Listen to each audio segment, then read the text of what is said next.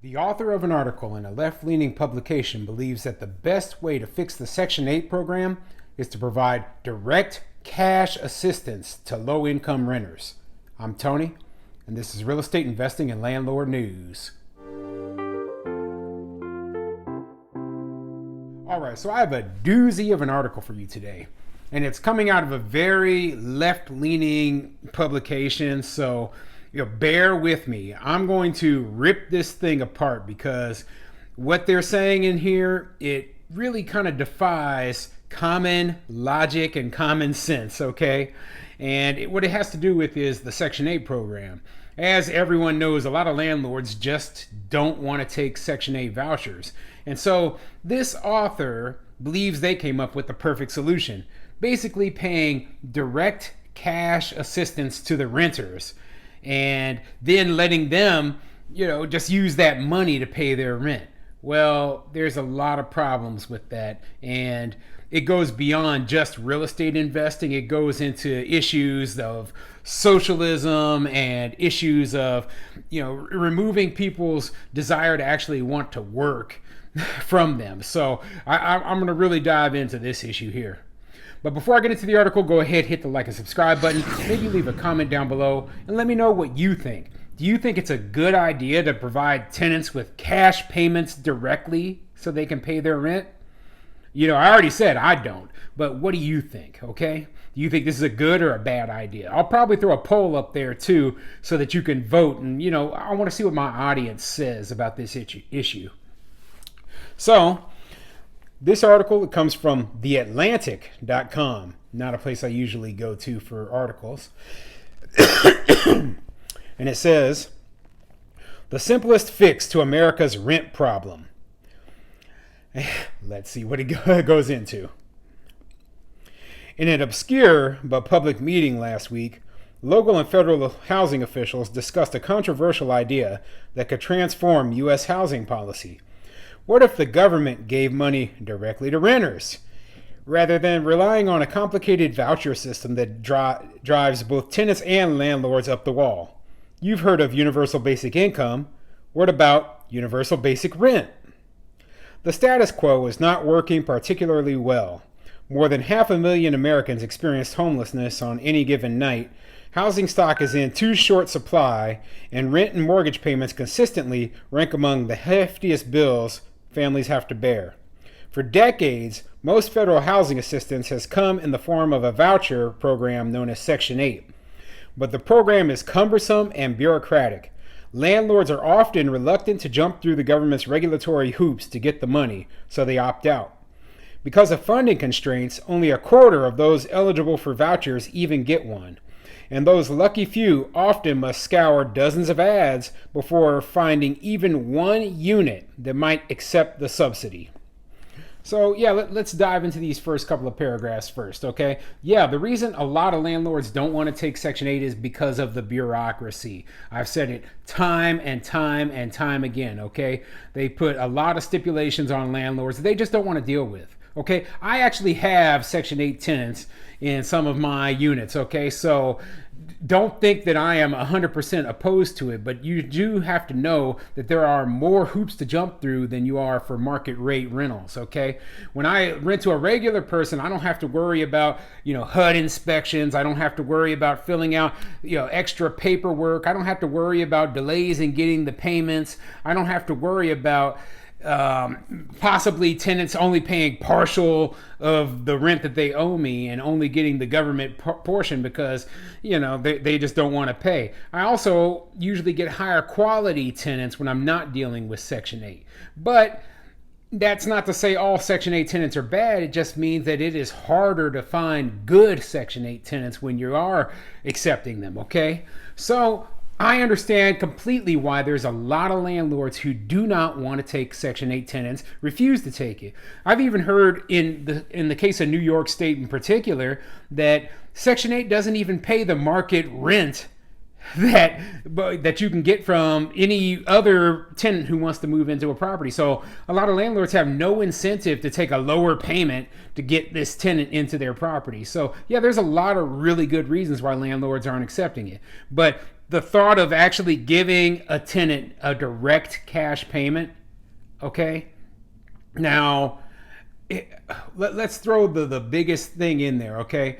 If everything was perfect, let's imagine everything is perfect. The tenant uses the money that the government gives them to actually pay their rent, and the landlord gets paid, then that is a good system.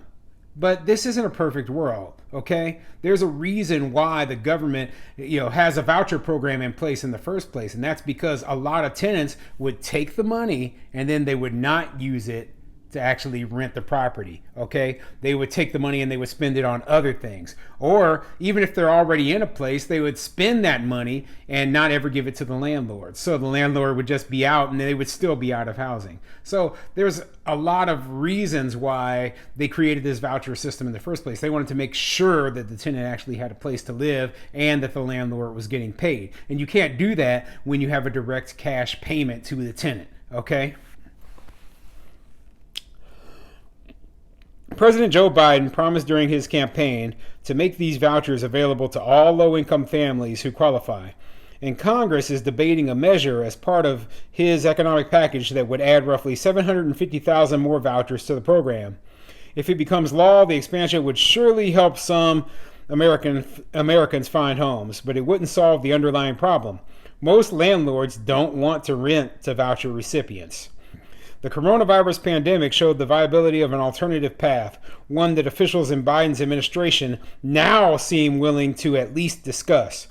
Congress tried a lot of things to help people struggling with the economic fallout from COVID-19. One initiative, a government-administered eviction prevention program, has been mired in paperwork and delays, and only 1/5 of the money the feds allotted to it has been distributed. Another program, in which the IRS simply mailed Americans stimulus checks, got money in people's hands right away. Well, they do bring up a good point there, okay? The rental assistance program for the pandemic relief, after they basically put that eviction moratorium in place, it was basically the same kind of bureaucratic mess that the Section 8 program goes through, and why a lot of landlords are 100% frustrated with it is the same reason that landlords don't want to accept Section 8, because of all the bureaucracy, all the extra paperwork and everything, okay? Now, I had been saying for a long time, rather than all of that mess, the federal government should have just been cutting checks directly to landlords. Okay, so I think this author is actually seeing things the wrong way. They're saying they should be cutting checks to help, pay for these tenants directly to the tenants. Why does the tenant need a check? If the check is for housing, that means the money needs to go directly to the landlord. So what they need to do is basically take away all these stipulations, take away the silly inspections, take away all the bureaucracy, and then just cut checks directly to landlords, okay? That would help Section 8 be a much more viable program and pay market rate rents, okay? Now, are there going to be problems with fraud and scammers? Yeah, of course there are. There already are problems with fraud and scammers the way that Section 8 is done right now. Okay, that's not going to end, but it would ensure that more landlords would be willing to take it, especially if they didn't have to jump through all those bureaucratic hoops. These recent experiences might inform federal leaders as they research new ways to improve housing assistance. Last Thursday, at a public meeting organized by the Department of Housing and Urban Development, policy experts and housing authority officials considered new voucher program ideas that could merit formal study. Making vouchers more like cash for renters as opposed to subsidies for landlords was one of the top 3 ideas that emerged from the meeting, and it will be explored further at a second gathering later this month.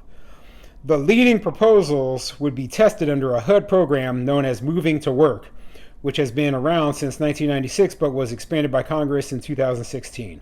So, once again, okay, they are looking at this as an issue of basically, we want to, help these renters, okay? My biggest problem with looking at it that way is that we are taking away the incentive for renters to actually want to support themselves, okay? So when I talk about socialism, I don't like socialism. I don't like the idea of taking away, incentives for people to actually work hard, to, get on their feet to support themselves, and then making people 100% dependent on government programs. And that's exactly what this sort of thing would do. Now, what would stop a tenant from just taking the housing subsidy and just saying, well, I'm not going to find a house? Instead, I'm just going to live in my cousin's basement and collect that $1,000 a month that the government gives me for free, and I'm going to spend it on alcohol and tobacco, and then go down to the casino and gamble the rest away, okay? I mean, there would be nothing to stop a tenant from doing that, okay? And a lot of people will abuse the heck out of a system where they're getting a direct cash payment from the government. Some people might even go buy drugs with it. Other people might pool together a whole bunch of money and then just decide, well, I don't need to work anymore. I mean, this is basically letting me live for free. That's what's already happening, but it's going to get even worse if you're giving these tenants direct cash payments. That's why we cannot allow this to happen, okay? I don't want this country to fall into a place where we have this huge class of people who are just not working, not contributing to society, and are 100% dependent on the government taxes. And when I say that, that means that the people like me who are working, who are producing, we have to pay to cover so that these people can sit at home and do nothing. Okay, that's a ridiculous system. It doesn't work. We know it doesn't work. We've seen time and time again, when you take away the incentives for people to work and you don't motivate them to take care of themselves, they just become lazy and complacent, okay? That is the truth of the matter. So, yeah, this article, it's complete garbage. And you know what? The author of this article didn't even, excuse me, the author of this article didn't even go and find anybody with an opposing viewpoint, didn't go talk to any landlords, didn't go talk to anybody who with a more conservative financial viewpoint, and they're looking at the most optimistic, positive view of what would happen in this perfect world. And you and I both know that this isn't a perfect world, and that a system like this would fall apart so quickly and be abused, and we would just end up in a complete mess. And so I don't want it to happen. I hope this never does happen, and we'll find a better way to make Section 8 work for the people who truly do need it.